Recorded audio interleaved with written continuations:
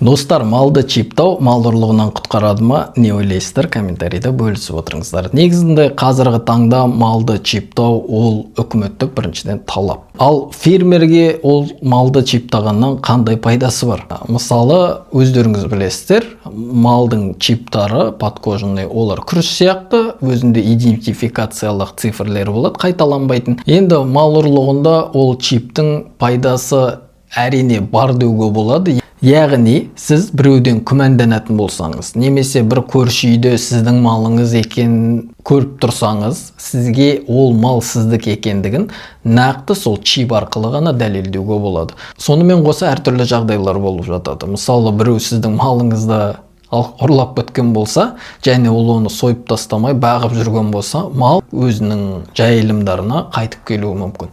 Яғни, сіздің малдарыңызға қосылғанда, сіз оны нөмірі арқылы нақты ол малдың қанша уақыт сіздің фермаңызда жоғалғандығын және қайда болғандығын біле аласыздар. Кейбір кезде ұрлық жасайтын адамдар, скотократтар, олар біреудің малына өзінің таңбасын салып тастап жатады.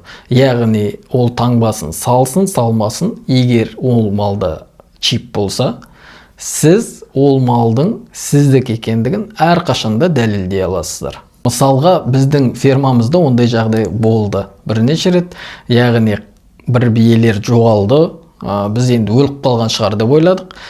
Бірақ бір жыл өте ол бие қайтып келіп тұр, және ода басқа ферманың таңбасы тұр жамбасында. Ал чипін оқысаң, ол біздің чип болып шықты, және қай табының малы екендігі, қай жылы ол чип салынғандығы барлығы компьютерімізде жазылып тұрды.